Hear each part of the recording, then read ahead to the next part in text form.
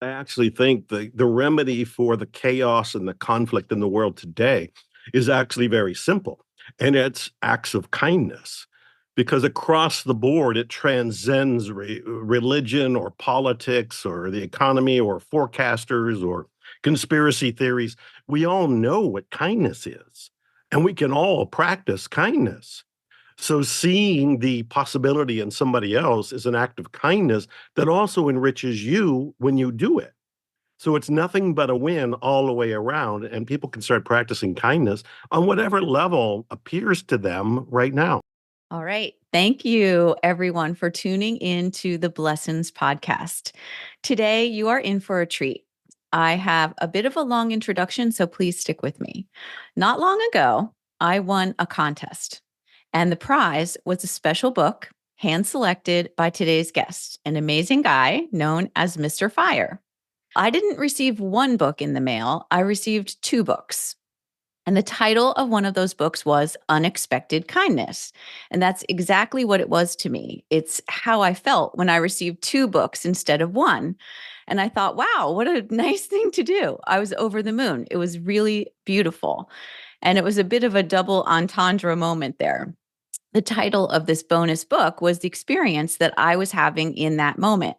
So now I had not read the book yet and I had just received it, but my immediate thought was, I want to thank this man who I knew had done this on purpose just to give me a feeling of joy for no reason at all and just to be kind out of the kindness of his heart. So his return address was on the envelope and I didn't know any other way to get in touch with him. He's a big deal. So I wrote him a letter and I thought he might be the type of guy to appreciate a handwritten note, just a gut feeling. And in the thank you note, I invited him to be a guest today on my podcast.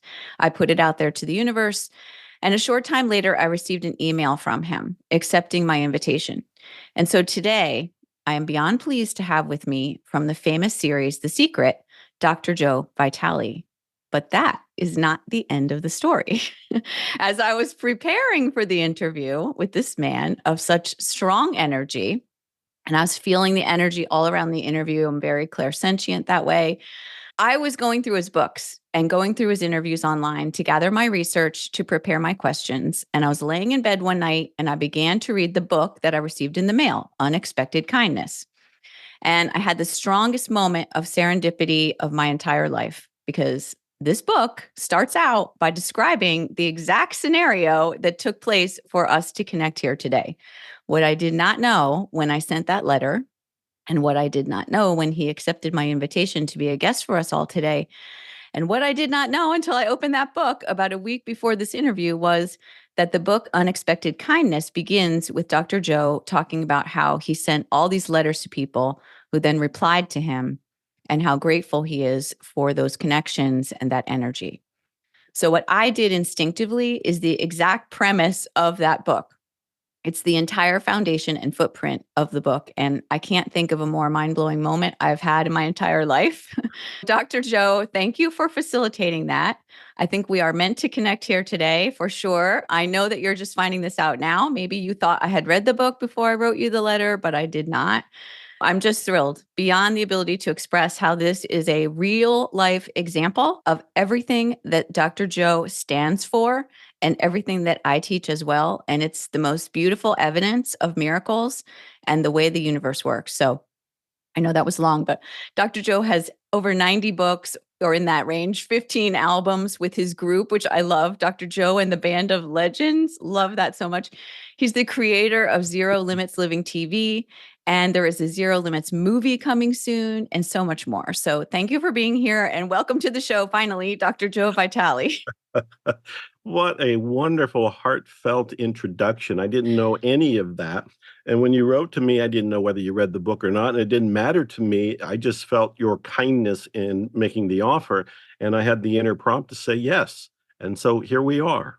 I know. I'm just so grateful. Thank you. All right. So I have to know, after doing all my research, with a little bit of a crazy question to start, what does it feel like to bend a horseshoe with your bare hands? Oh, what a great question to open with, because that ignites my passion. It feels superhuman. It feels like I'm a comic book character who came to life and nothing is impossible.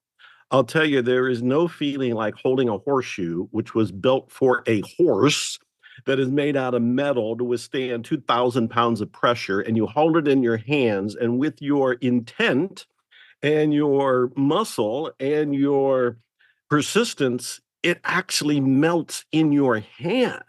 The first time that happened, heaven and earth shifted for me. The whole axis of the planet, in terms of my understanding of how the world works, bent.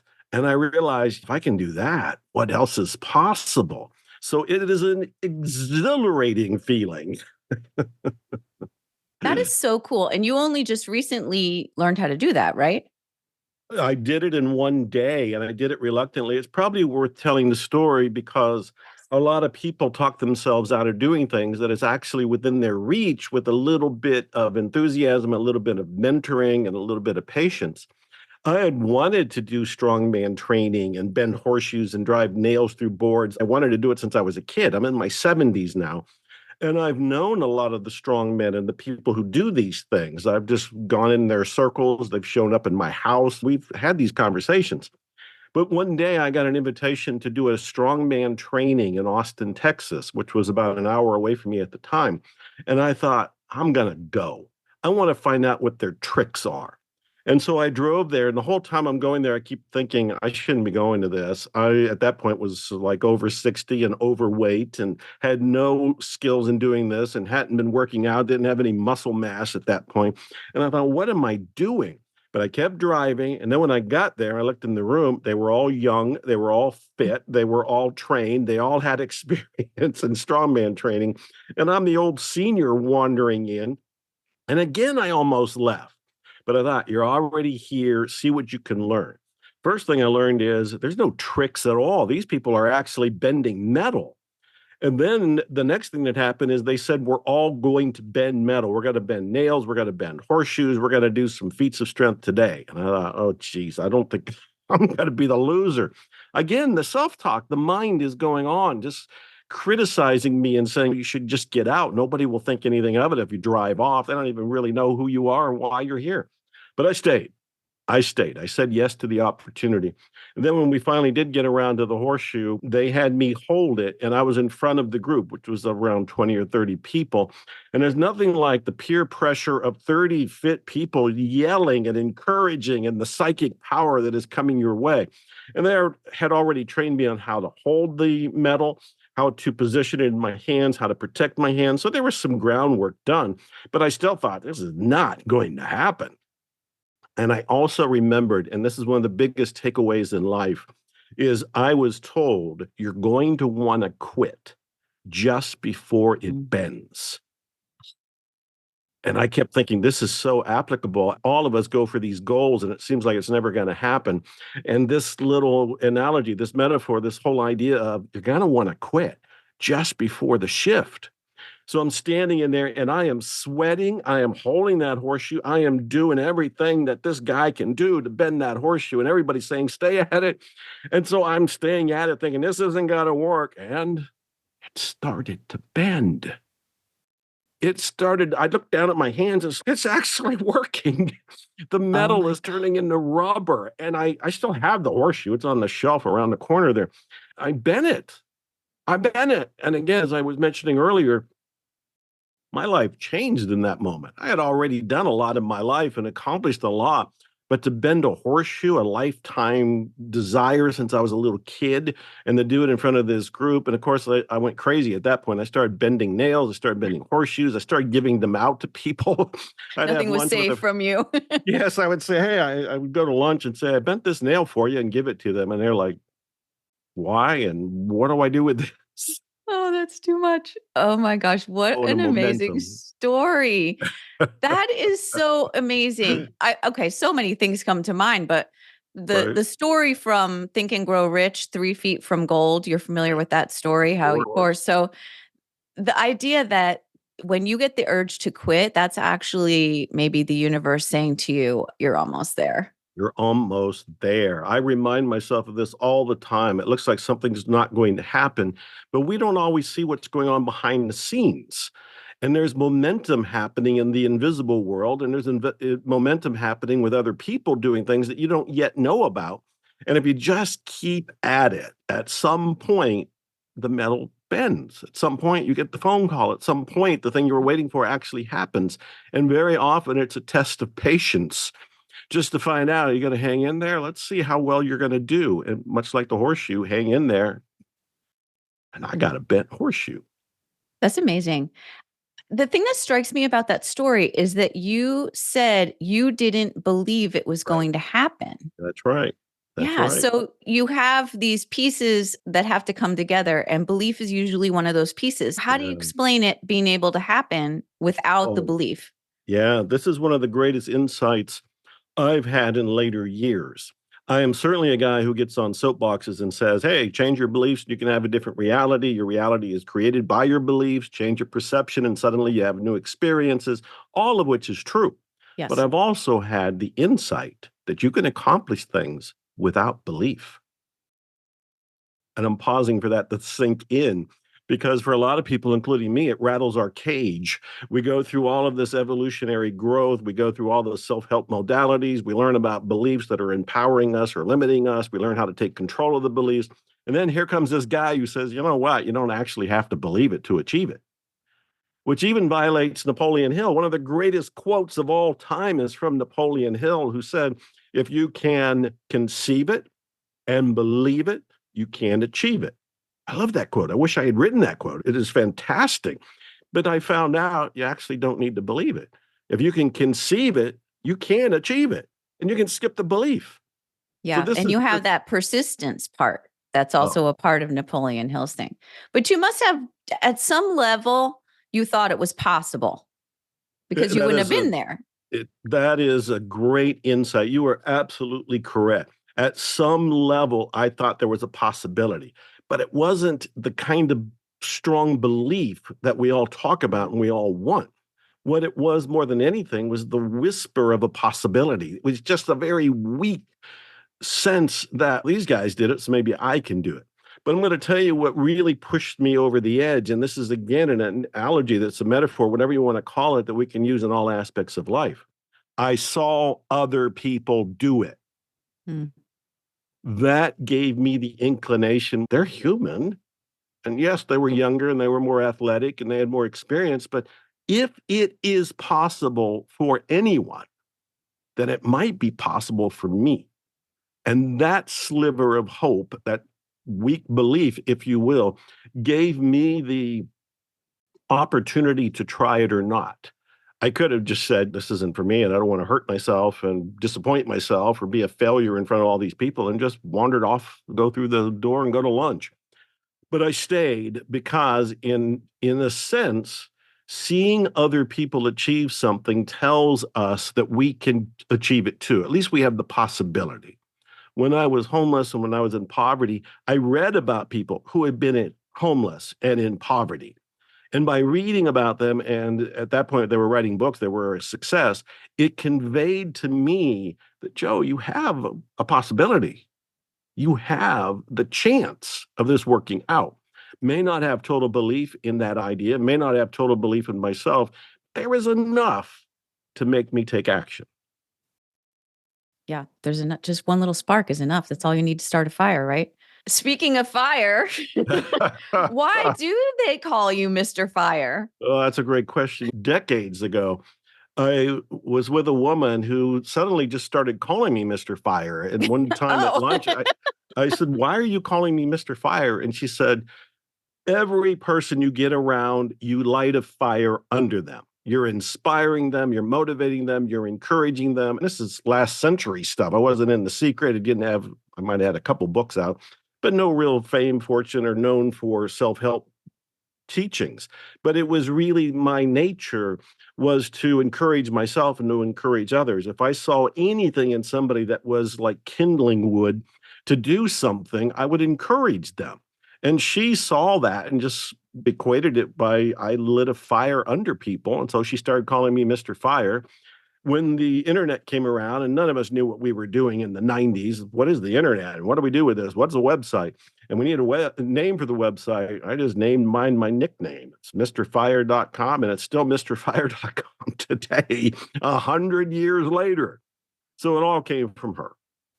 That's the greatest. I love those types of stories that just knowing the background of things, it makes people connect to you even more. And you already have that kind of magnetic energy that people are just drawn to you.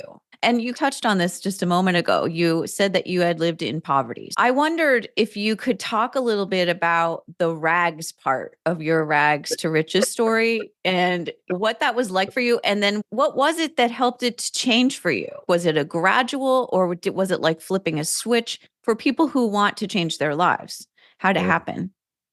I love your questions and I love your respectful way of asking them, because going back to the rags part, that's not a party. That's not a feel good time. And I used to not even talk about it because it was embarrassing, if not traumatizing. But over the years, I learned that people got inspiration from it. So I'd say, okay, this is what I went through. To back up a little bit, I decided I wanted to be an author when I was a teenager. I had already gone through these scenarios where I thought I was going to be a baseball player like Joe DiMaggio and Babe Ruth. I was named after Joe DiMaggio, so I was going in that direction. I thought I was going to be a great magician like Houdini, and I had the name Harry Excello, and I loved magic and still do. And I went through all these scenarios, but I looked around and thought, wait a minute, I got books everywhere. I go to the library every day. I love books. I should just be an author. So I decided I wanted to be a writer, and there was no overnight success involved because in the late 1970s, as I left college, which I just bombed at, I was there to party and read books and tried to move forward in my life. I ended up homeless in Dallas, Texas, living in the public library, which on one level, based on what you just heard, I probably loved it. There was books everywhere and they were free. But on another level, it was like, I have no car, I have no home, I have no people, I have no job, I have no money, I have no food. I'm in an air-conditioned library with books and a bathroom and water, but that was it. And I did evolve from that to poverty. And I was in poverty for a good 10 years in Houston. And it was miserable. It was miserable. I flirted with suicide. I had a shotgun in college and actually took it out to do myself in. And I remember thinking, what if it all shifts? What if tomorrow there's a breakthrough of some sort? And I would have ended it all stupidly by just pulling the trigger. So curiosity kept me going. But my God, the dark night of the soul lasted a good 15 years. And during that early part, I was married and we were both unhappy, both struggling, both broke, both suffering, both having good intent, and yet not figuring out how to make any of this work.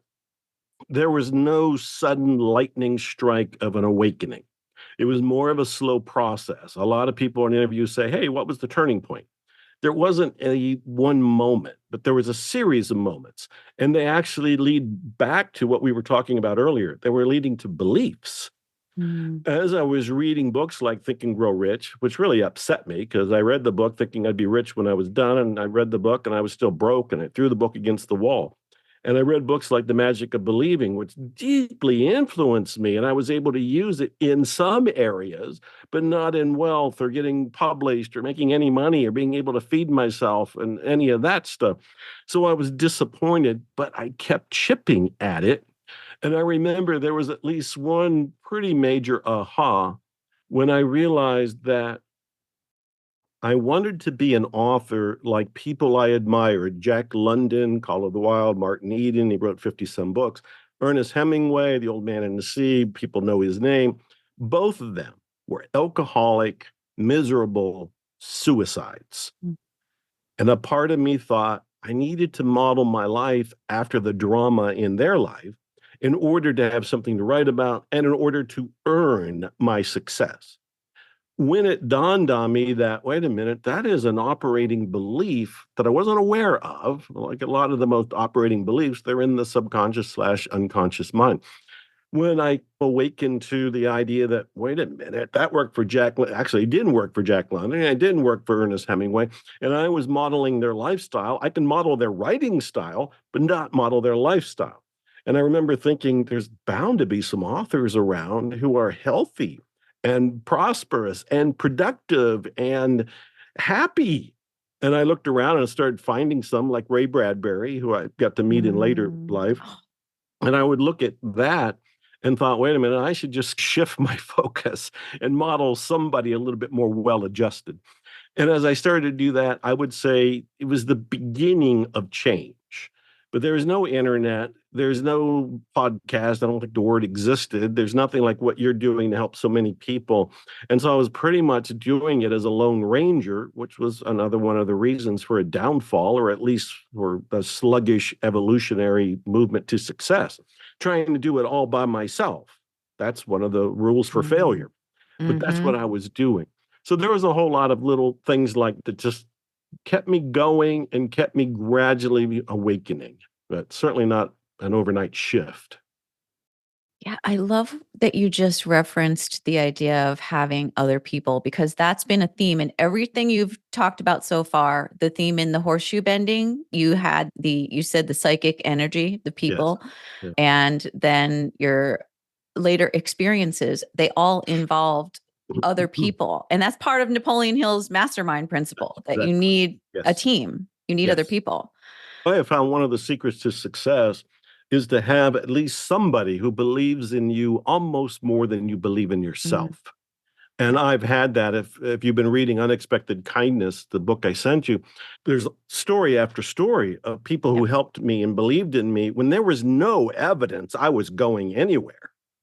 They just liked me. And out of the goodness of their heart, they thought, let me give him a leg up.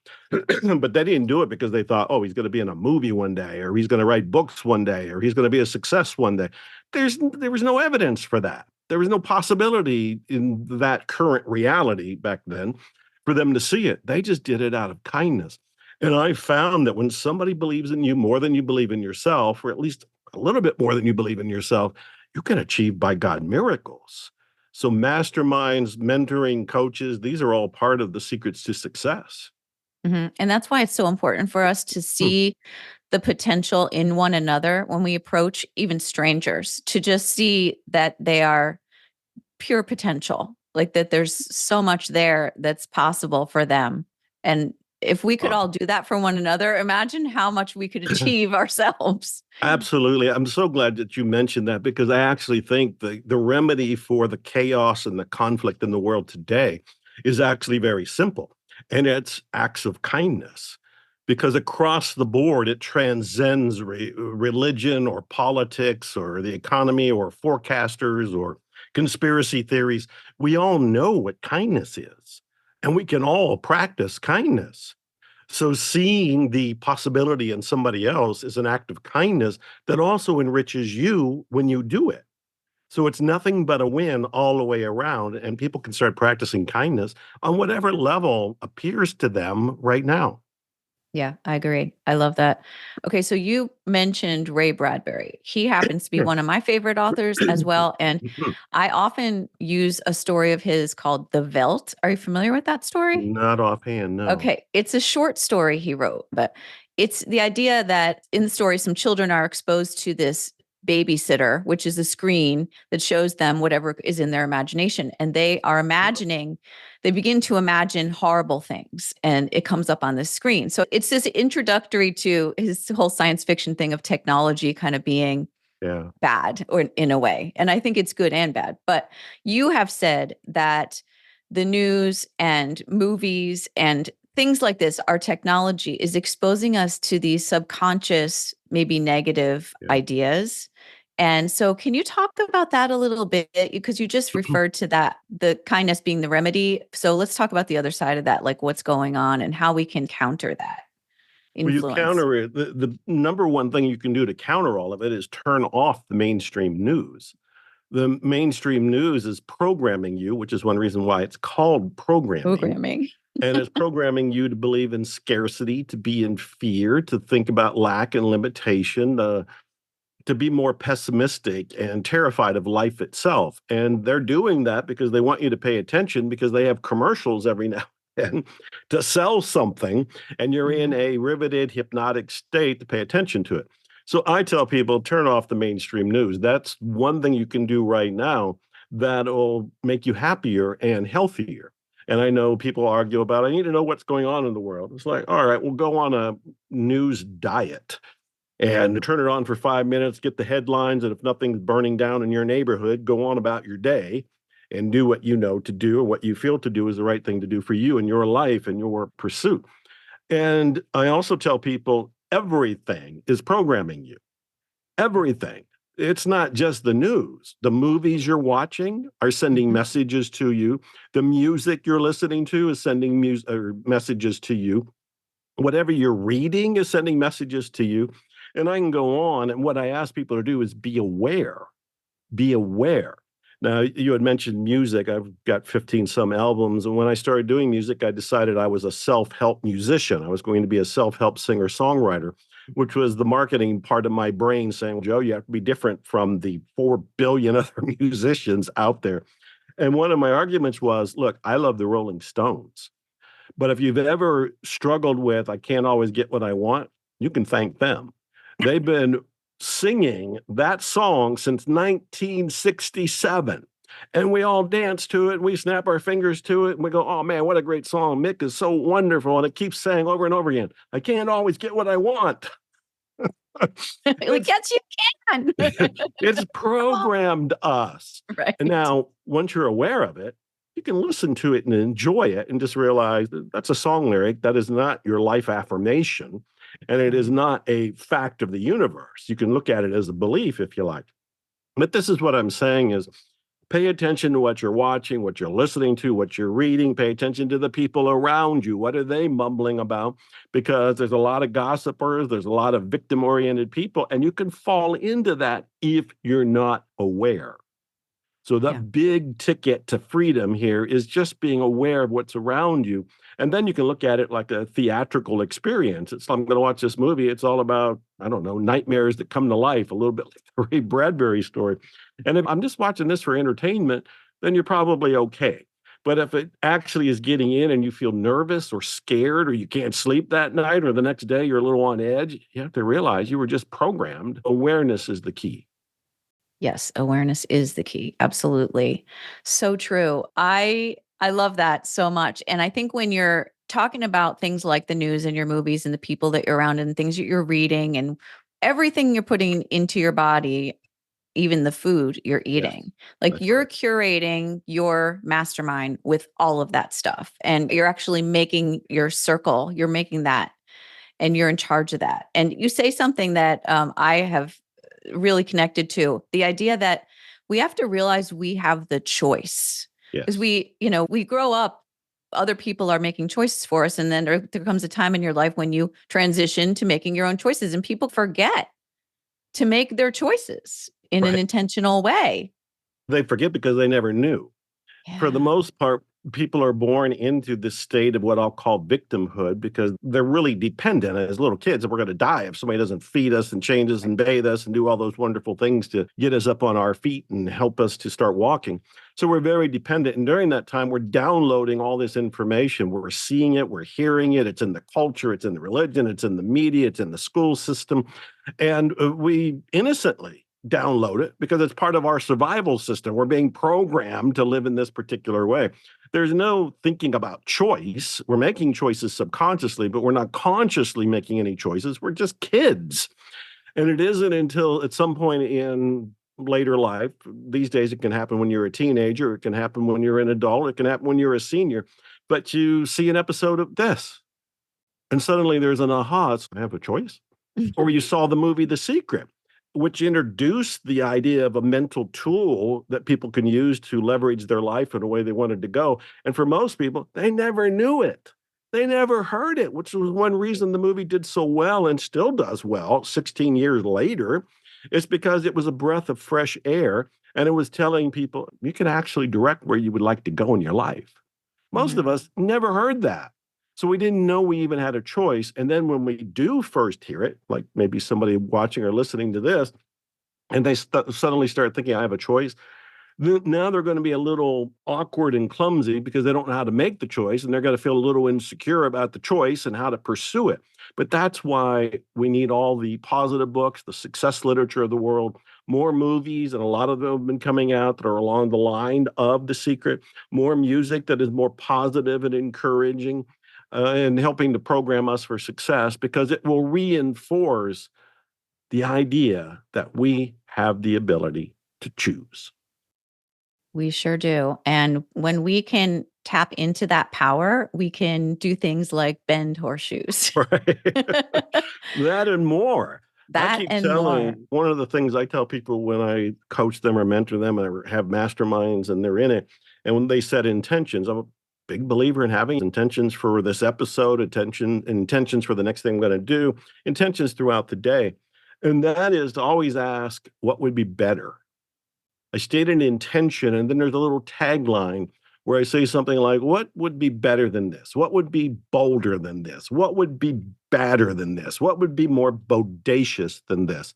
Which are all questions that tease out a little bit more of an intention that's exciting.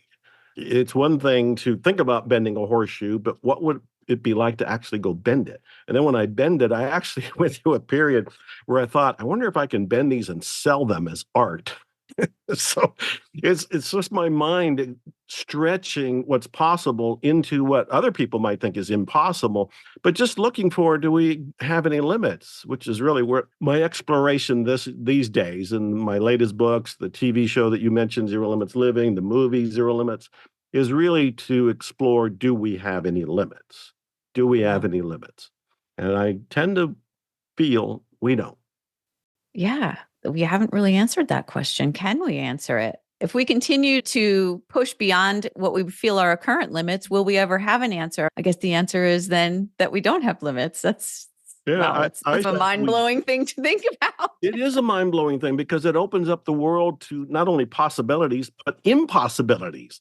When you That's right. consider that maybe the only limits are the ones we've been believing in, the only limits are the ones that we've agreed to, the only limits are the ones we haven't questioned, that possibly there's a no boundary way of explaining and exploring life. And when you start going in that direction, this is exciting. This is Oh yeah. exhilarating. This is energizing. This is unbelievable. Yeah. And It's so crazy. It yeah, really fills you up. Like it makes you just almost want to explode with the right. idea of possibility. So I had a little epiphany and I want to run this by you. So the concept of beliefs, and we're talking about bending the horseshoes and how when you did it, it was that you didn't necessarily have a strong belief that you could, but you knew it was possible. So what I've been thinking about, I've been reading a book, Think and Grow Rich is the book. And my exact premise is just what you said. The idea of how many people read this book and they're not rich yet. What's the deal? Why am I not rich? So, what I've been telling my students is that it's not enough to believe something. And even if you don't believe something, it's still possible. But one thing has to be in that equation, and that is the suspension of the disbelief. Mm. So you have to be not just thinking it's possible, but also you have to stop not believing that it's possible. You have to stop believing that it's impossible. So, is this what you're talking about when you refer to the missing secret? That idea that you have to not just believing it, but also stop not believing it. What a great question and a great opportunity for me, because this concept of the missing secret, I truly feel is my contribution to the whole self-help, self-improvement world, to the self-help industry, if you will. And it's the idea that, just as I said earlier, stating intentions is incredibly powerful. I encourage people to do it, and I do it. But I have learned from my own experience that if I have what I call counter intentions in my subconscious slash unconscious mind, I can stop, slow down, or completely halt the intention from coming true. So the big insight for me is you need to be in alignment. And I often talk about money. Several of my books have been about money. Money Loves Speed, The Awakened Millionaire, Attract Money Now, and there's probably others I don't remember. And in all of those, I talk about people that want to have money. Everybody listening to this or watching this, they probably want money to pay their bills. They want it for good reasons. They might need it for health. They might need it for education for the kids, for the mortgage, car, whatever. They need money because this is what our replacement bartering system is all about in today's world. So they need money, and they state the intention. I am now attracting more money. I will have $50,000 of unexpected income. And then they look around going, where's the money? How come it hasn't happened? I'm not attracting more money. I'm just spending money. What is going on? And so the intention is to attract money. The counter intention is, on some level, they think money's bad, money's evil, money corrupts, money's tainted. And as long as that is living in the subconscious, unconscious mind, it will delay or stop the money from coming in. Or more obviously, because this is one of the wake ups I had in my life, I would sit and wonder, why do I struggle to get money? And then at the last minute, at the end of the month, some money comes in, but it immediately shoots out the door to pay the bills. Why did I struggle all month to get the money? Why didn't it come in sooner? And then I realized, if it's bad, I don't want it. So I'd wait till the last minute to get it in my life. And then the next minute, it was out of my life because I didn't want evil. So all of this is to illustrate that the missing secret is about cleaning up the counter intentions / limiting beliefs that are in the unconscious / conscious mind. Once we clean those up, then we can accelerate our rate to go and manifest something. This is when things happen almost at nano speed or light speed, and they seem like miracles to everybody else, but you took away the counter intentions. You took away the hidden limiting beliefs. This, I think, is the greatest secret that I've been able to bring. It's called the missing secret. It's brilliant. And I think that these days we're being told by so many of the quote gurus, just stay in the present moment. Don't worry about the past. It doesn't matter. And I also work with people to go directly into their past experiences to find those places. And you said this, I heard you say this in my research, is you have to find the root of Yeah. the belief, because that's how you are able to figure it out and then release it so that you can stop blocking yourself. So what do you think about all these prompts to stay in the present moment and versus actually going into your life and figuring some things out? As I've found in most of my life, it's really not either or, it's both. And so being in the moment is the most profound spiritual experience of all time. It's where the miracle is. The past is not here anymore, and the future isn't here yet. All we really have is in the moment. However, you can bypass all of the work that needs to be done by just blindly saying, I'm only in the moment and I'm just going to live out of the moment, and not realizing what you're doing in this moment is based on your programming. If you are still in lack and limitation, or you can't find your soulmate, or you're still struggling with some sort of illness, or there's something that is blocking you, and you're just saying, I'm just in the moment, you're in the moment with all your luggage. Mm. You're in the moment with all of your limiting beliefs. So, yes, you want to be in the moment, but you want to be in the moment with the awareness of, I got some work to do here. And if I take care of these beliefs about money, for example, the next moments can be more enriched. Yeah.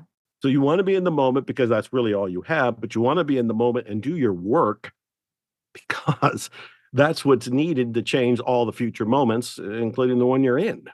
And the way I think about it too is that all the work you're doing is taking place now in the present moment. So That's it. you're never That's going to exactly be it. stuck. You Yeah. hear this, you're going to get stuck in the past. It's so untrue. You can never be stuck in the past because you're Right. here. You can never Right. be anywhere else but right here. And see, that's an example of the beliefs that are out there that people don't question.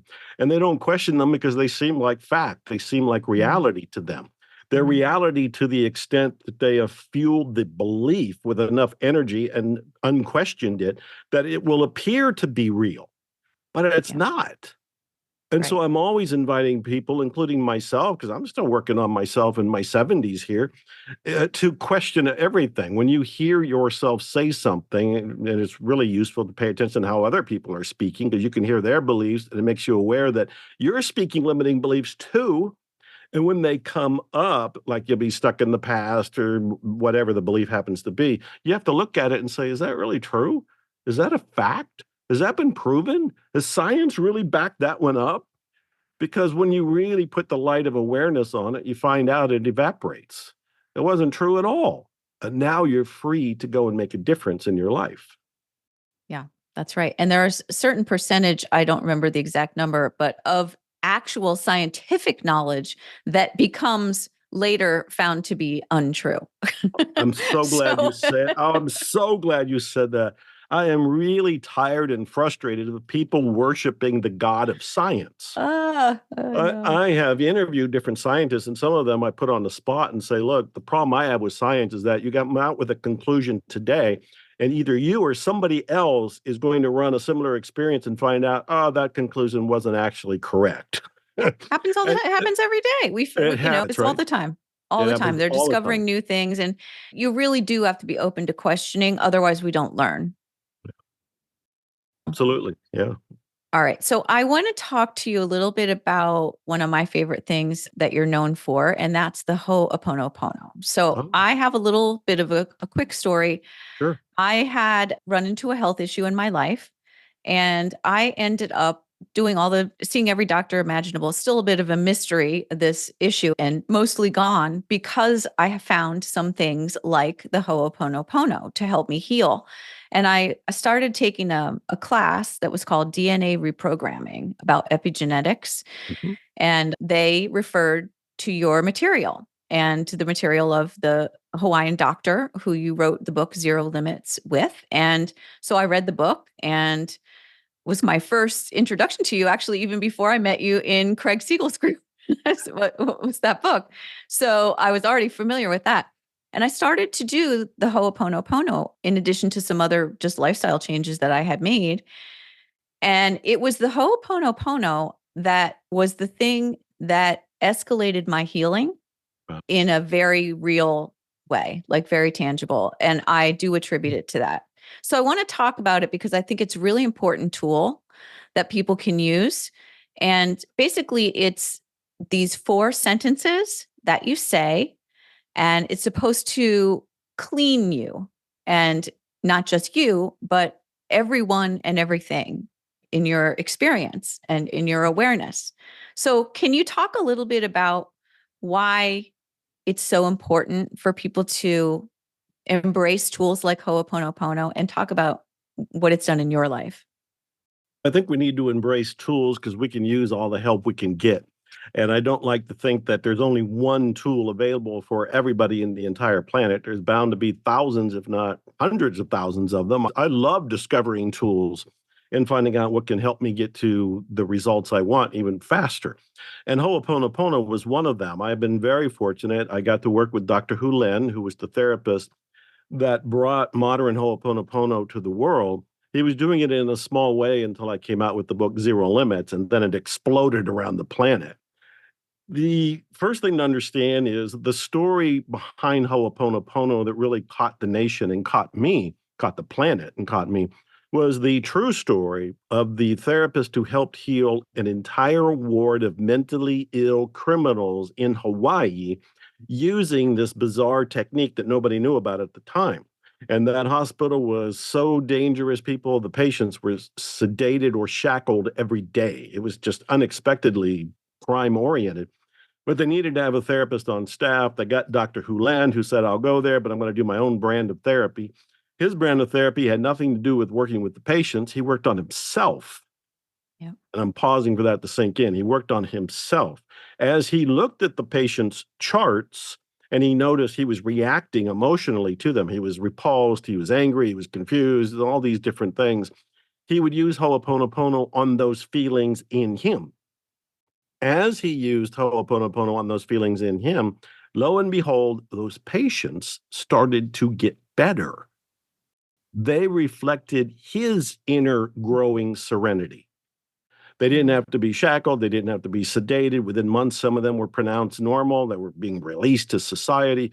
So I first heard the story and thought, this is preposterous. But yet at the same time, if it's true, the world needs to know. And so I did meet Dr. Hulen. We did 3 seminars together. We wrote the first book, Zero Limits.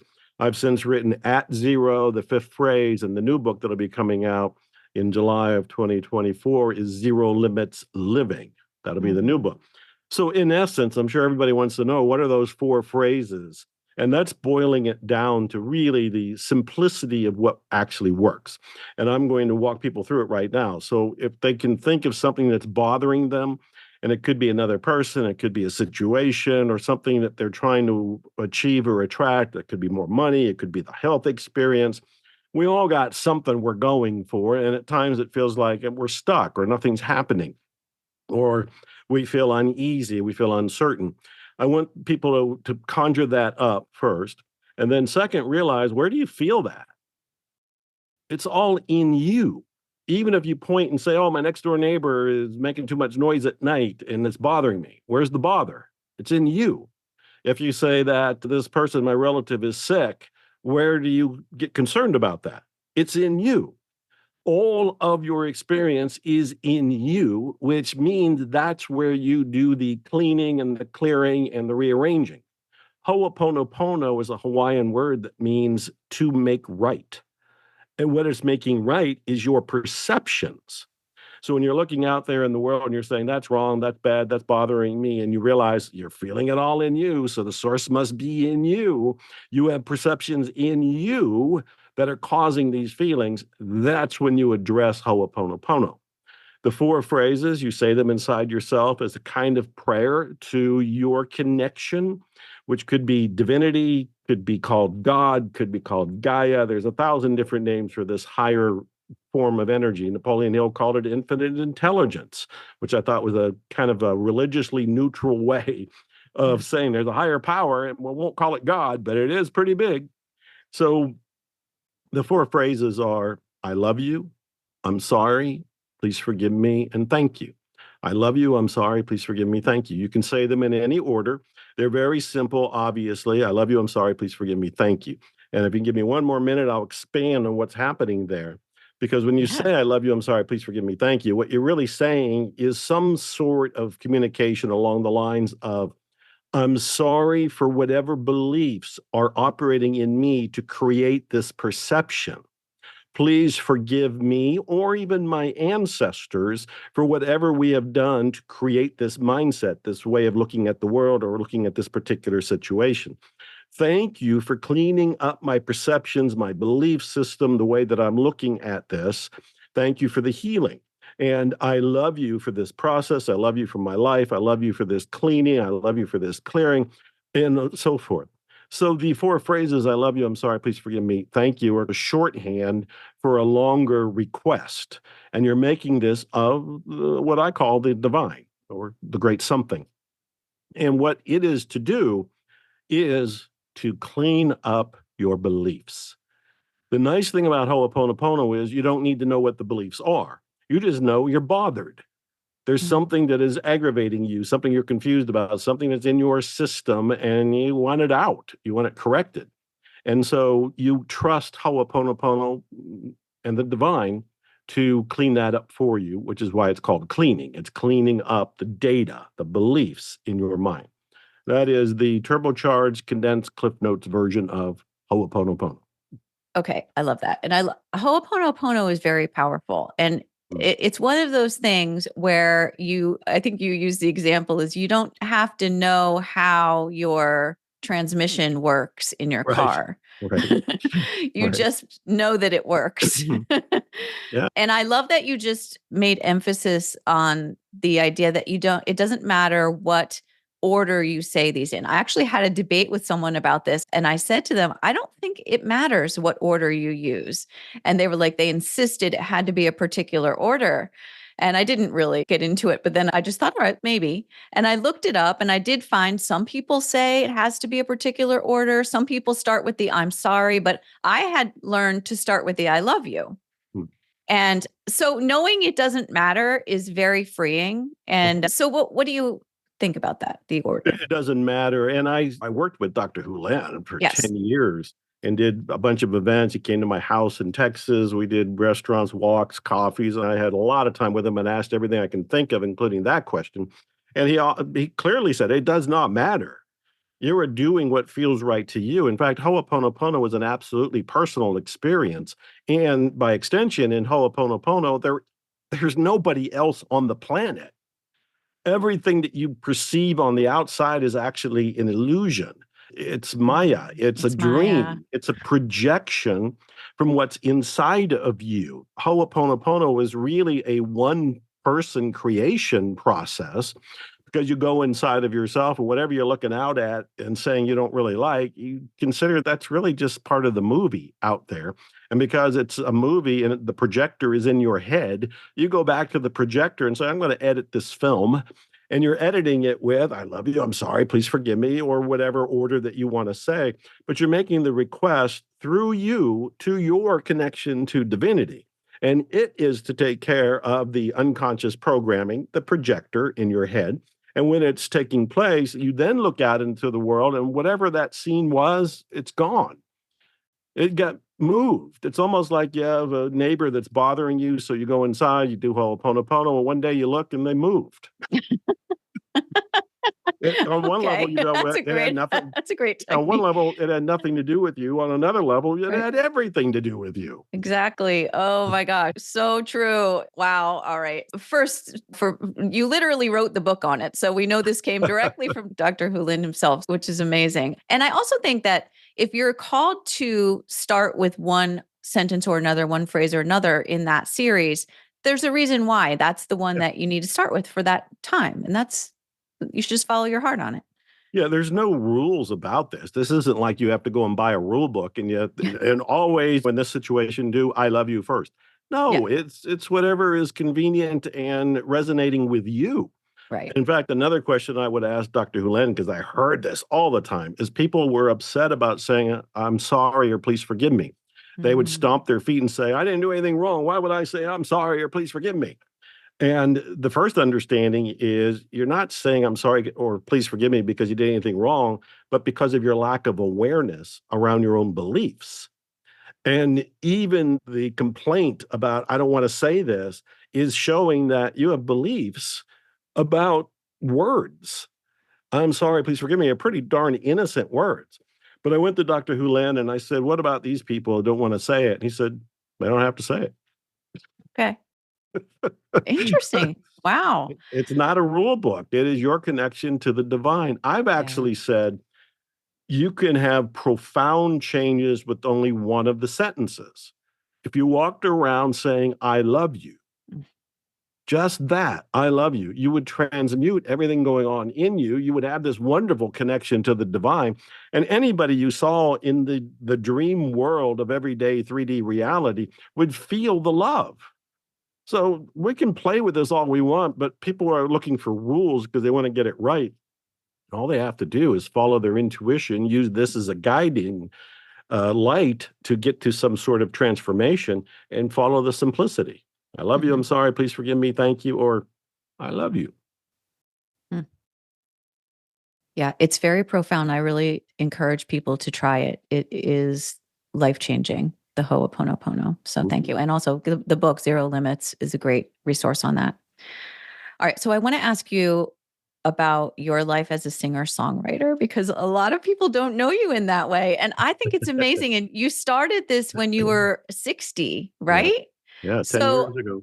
yeah, it's a great I just wanted you to give a few words for people who are at a certain stage in life when they're questioning whether or not it's too late or they're too old. And I'm at that stage. I started this podcast when I was 56. I'm 57 now, and I could not have made a better choice in my entire life. Like it's just amazing making a change like this. I came from the world of academia into this world, and a lot of people are looking to make similar changes. So you followed a dream. You wanted to sing. You did it. And that's amazing. So talk a little bit about doing that at a stage where some people are questioning whether or not it's too late. First of all, it's never too late and you're never too old. Right. Second of all, whenever you go to try something new, you're going to be nervous. You're going to have doubts. You're going to want to quit because it's new. So when I turned 60, I looked around and said, I've accomplished quite a bit. What else do I want to do? What's on my bucket list? And I had always loved music. I had a couple guitars at the time. Didn't really know what I was doing, didn't sing, didn't write songs, didn't have a band, made some instrumental stuff with a friend of mine, but he did all of the heavy lifting. So I didn't really have the skills, didn't have the training, didn't have the background, didn't have a musical family, didn't have any of that kind of stuff. And here I am going, I'm going to be a musician. So I set my intention. Very first thing that happened was terror, all the self doubts. Oh, what if I'm too old? What if I make a fool of myself? I've done well as an author. People don't think of me as a singer. What if I absolutely collapse? What if this is the worst moment of my life, the worst decision of my life? And I wrestled with that. And then I came out on the other side and said, first of all, how will I feel if I don't do it? Yes. I'll feel like a failure. I'll feel regretful. I feel like I missed an opportunity. And then second, I applied all the things I teach to myself. I looked for those hidden beliefs and the counter intentions and all of the self-doubts and everything. And then I started doing training. Like I took a small songwriting workshop with a couple Americana artists, one of them, Ray Wiley Hubbard. And I remember in that little workshop, he said that even he, with all of his albums, all of his success and TV shows and everything he's done, he still had insecurities. And he learned to ask a question. And I'm bringing this up because I learned to ask that question, and I want to share this question with everybody. He said, I learned to ask a question, and that question is, where's the proof? Where's the proof I can't do this? Where's the proof that I can't be a singer? Where's the proof I can't be a songwriter? Where's the proof I can't get a band? Where's the proof I can't get on stage and perform? Where's the proof that I'm too old? Where's the proof that I can't learn music?